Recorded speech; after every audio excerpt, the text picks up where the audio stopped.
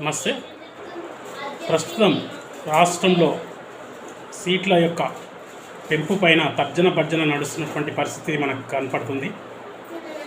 సీట్ల పెంపుపై గత కొన్ని రోజులుగా లాస్ట్ ఇయర్ కూడా ఇలానే తర్జన భర్జన పడి చివరికి కోర్టు ద్వారా అవకాశం వచ్చింది.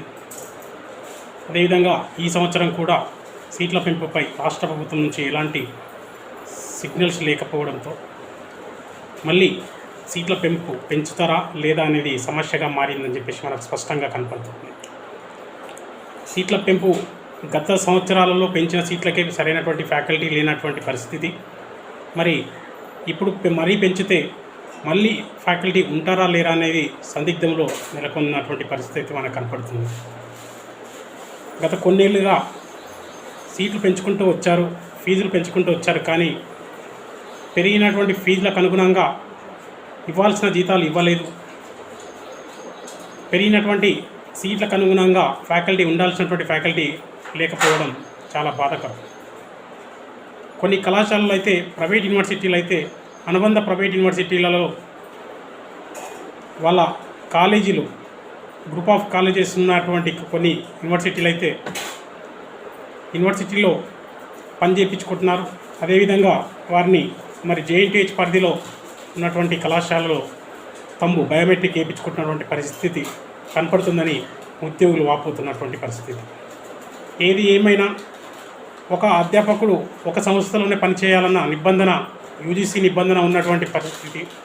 మరి ఆ నిబంధనను ఉల్లంఘించి యూజీసీ నిబంధనను ఉల్లంఘించినటువంటి సంస్థలపైన చర్య తీసుకోవాల్సినటువంటి అవసరం అయితే ఉంది. అలాంటి సంస్థలను త్వరలోనే ఫిర్యాదు చేస్తాం. ఆ సంస్థలకి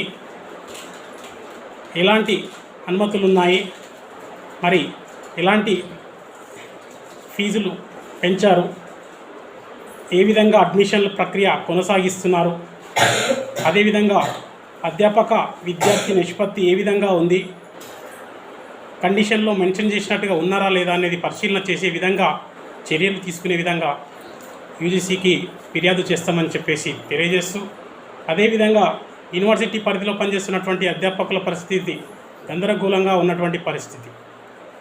వారు పనిచేస్తున్నప్పటికీ చాలా కళాశాలలో 2 నుంచి 5 నెలల జీతాలు ఇవ్వడం లేదని చెప్పేసి మొరపెట్టుకుంటున్నటువంటి పరిస్థితి మనకు కనపడుతుంది. దాదాపు 5 నెలల జీతం ఇవ్వకపోతే ఎలా పనిచేస్తారు?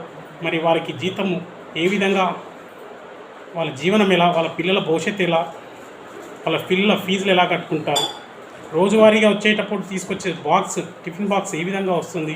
ఒకసారి ఆలోచన చేయాల్సినటువంటి అవసరం అయితే యాజమాన్యాలకు ఉంది.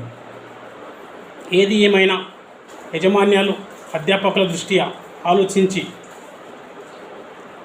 వారికి నెలవారీగా ప్రతి నెల జీతం చెల్లించే విధంగా చర్యలు తీసుకోవాలని చెప్పేసి తెలియజేస్తున్నాం.